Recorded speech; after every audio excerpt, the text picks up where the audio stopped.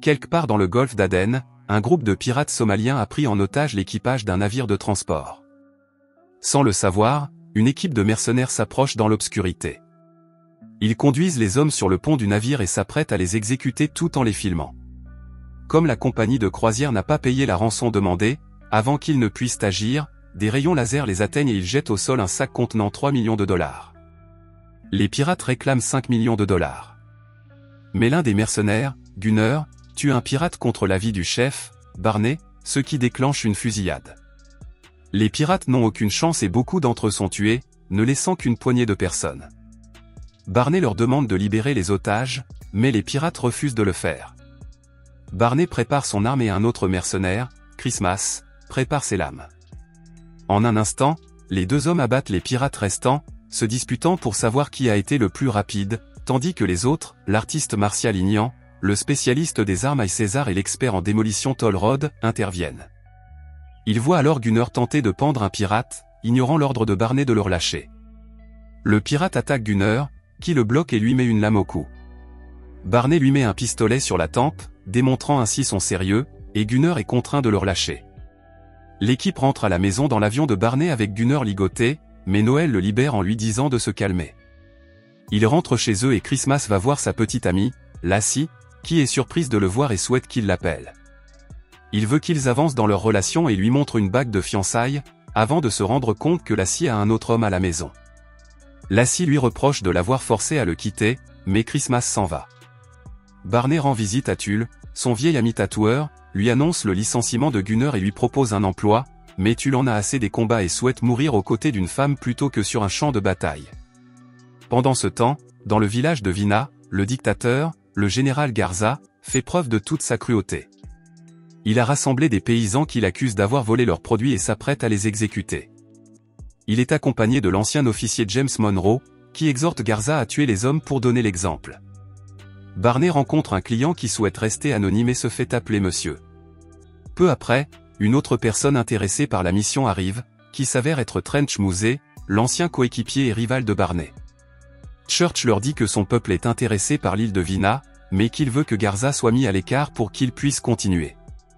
Trench rencontre Garza et sa petite armée et refuse la mission, passant le relais à Barney qui envisage de devenir président. Voyant qu'il est le seul à accepter la mission, Barney fixe son prix à 5 millions de dollars. Church accepte, mais l'avertit qu'il doit livrer le travail, sinon tous ses coéquipiers seront traqués et tués. Barney retourne à sa base, où Gunner se présente et veut réintégrer l'équipe, mais Barney voit qu'il est toujours défoncé et ne lui fait plus confiance. Gunner le prend mal et s'en va en disant à Barney d'être prudent. Plus tard, Barney passe en revue la mission avec l'équipe, qui implique des centaines de soldats sur l'île, mais leur cible principale est le général Garza. Le plan prévoit que Barney et Christmas commencent par étudier l'île pour voir si le risque en vaut la peine. Ils partent dans l'avion de Barney, qui rassure Christmas en lui disant que Lassie n'était pas la bonne personne pour lui et qu'elle lui a probablement rendu service car il a maintenant plus de temps pour lui. Ils arrivent bientôt à Vina et atterrissent sur une plage. Ils se présentent au bureau des passeports en prétendant être là pour faire des recherches sur les animaux et, bien que sceptique, l'agent les laisse passer. Un cortège de l'armée traverse la ville et est bientôt bloqué par une voiture en panne. Christmas filme tout l'incident, aperçoit Monroe alors que les soldats dégagent le barrage et s'intéressent à lui.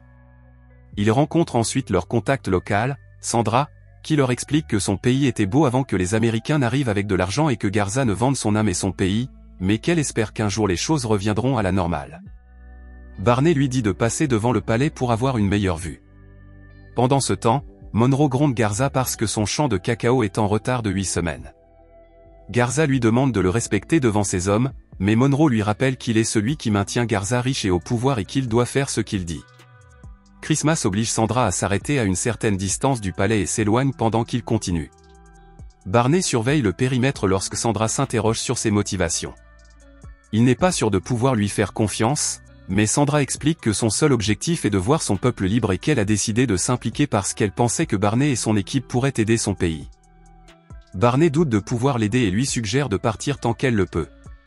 Soudain, une unité de soldats s'arrête et s'approche de l'arme au poing, mais Sandra intervient pour gérer la situation. Il s'avère que Sandra est la fille de Garza et les soldats exigent qu'elle retourne auprès de son père. Ils pointent leurs armes sur Barney, mais Christmas lance son attaque, ce qui permet à Barney d'abattre également quelques hommes. Monroe est alerté de l'attaque et répond avec ses hommes. Pendant ce temps, Barney court vers l'avion, prévoyant d'emmener Sandra avec eux, mais elle affirme qu'elle doit rester en arrière. Il retourne au port et Christmas emmène Sandra à l'avion, tandis que Barney décide de retarder l'arrivée des soldats. Mais Sandra refuse d'embarquer. Christmas démarre les moteurs et Barney élimine les soldats du bureau des passeports lorsqu'ils sont alertés. Il poursuit ensuite l'avion en mouvement avec Christmas, le poussant à avancer alors que les soldats de Monroe et Garza arrivent au port. Barney parvient de justesse à plonger dans l'avion au moment où les soldats ouvrent le feu et se traînent à bord, où il apprend que Sandra a décidé de rester sur place. Barney décide alors de retourner le blocus contre les soldats.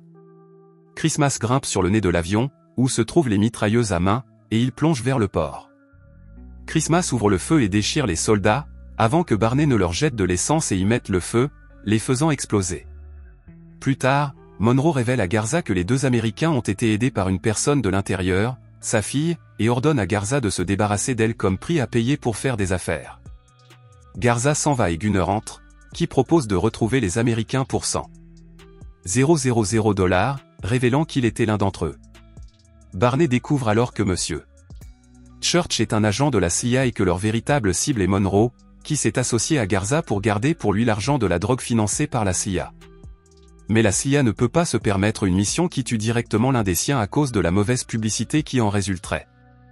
Barney, lui, veut annuler la mission car il pense que la CIA se débarrassera d'eux plus tard et qu'ils ne vivront jamais assez longtemps pour dépenser leurs 5 millions de $. L'équipe retourne aux États-Unis, où Christmas s'arrête pour rendre visite à Lassie et la voit avec un œil au beurre noir. Aussitôt, Christmas accompagne Lassie sur le terrain de basket où son nouveau petit ami se trouve avec ses amis. Christmas s'approche de lui, voulant lui ôter la vie pour ce qu'il a fait à Lassie. Christmas le tabasse avec ses amis. Il dit ensuite à Lassie qu'il aurait dû attendre. On voit ensuite les hommes de Garza rassembler les habitants de la ville pour chasser Sandra. Barney rend visite à Tulle dans son magasin et lui parle de Sandra et de la façon dont elle a choisi de rester sur l'île en pleine crise. Il n'arrive pas à oublier ses actions, mais Tulle lui dit que c'est parce qu'elle représente quelque chose. Et Barney semble y trouver un écho. Monroe finit par retrouver Sandra. Il lui dit qu'il ne frappe pas les femmes, mais Payne, lui, n'a aucun scrupule à lui botter le cul et exige de savoir où sont les Américains.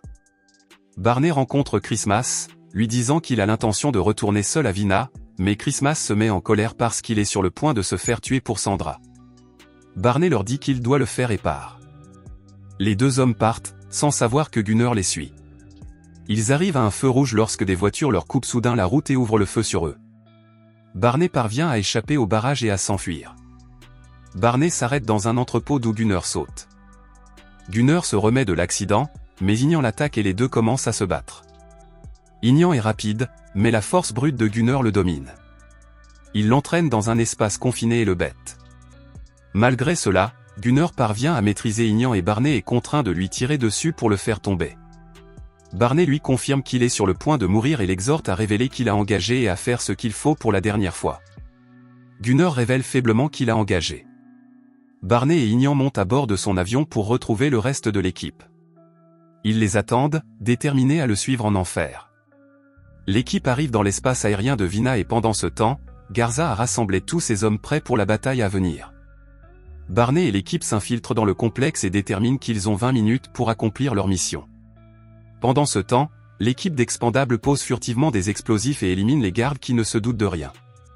Pendant ce temps, deux gardes décident d'essayer de prendre le dessus sur Sandra, car elle sera tuée de toute façon, mais Barney vient à sa rescousse.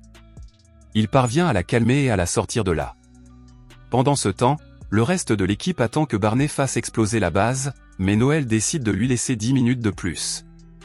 Barney et Sandra tentent de fuir la base lorsqu'ils sont interceptés par Payne et les soldats qui détiennent Barney et commencent à le battre, exigeant de savoir où sont les autres hommes. Ignan, Toll et Christmas descendent soudain dans la pièce et éliminent les gardes présents. Christmas, Ignan et Toll sont maîtrisés par les soldats lorsque César arrive, dégageant la foule avec son fusil automatique. Payne entend les coups de feu et décide de s'enfuir. Tous les garçons se regroupent et décident de s'enfuir. Garza entend l'alarme et va rallier ses hommes pour enfin débarrasser leur pays de tous les Américains, lorsque Monroe lui tire dessus et tombe. L'armée ouvre le feu sur Barney et les garçons, mais il refuse de faire exploser le bâtiment parce que Sandra est à l'intérieur. Noël voit Monroe l'emmener, alors Barney fait exploser les bombes, ce qui fait sauter le bâtiment. L'équipe fait alors irruption, arme au poing, profitant du chaos pour abattre autant de gardes que possible. Monroe, Sandra et Payne se dirigent vers un hélicoptère pour s'échapper. Mais alors qu'ils se rapprochent, Toll attaque Payne, réussit à le faire tomber de ses pieds avant de le plaquer au sol et de le faire tomber avec son poing. Barney se rend compte que Monroe essaie d'atteindre l'hélicoptère, il demande donc à César de lancer une ogive avant de lui tirer dessus et de provoquer une énorme explosion. Barney parvient à couper la route à Monroe, mais celui-ci menace de tuer Sandra. Barney lâche ses armes, mais Monroe lui tire dessus quand même. Barney tire sur Monroe au moment où une lame lancée par Noël lui transperce le dos. Sandra court vers Barney, qui dit à Christmas qu'il s'agit d'un match nul. Au matin, l'équipe se prépare à partir et Barney dit au revoir à Sandra avant de monter dans l'avion. Christmas lui dit qu'elle n'était pas son genre de toute façon avant qu'il ne décolle. Plus tard, l'équipe est réunie dans la boutique de Tulle, où Noël et lui se battent au couteau. Gunnar n'est pas mort mais remercie Barney de lui avoir épargné la vie. Noël conclut le film par un plan lointain de l'extérieur.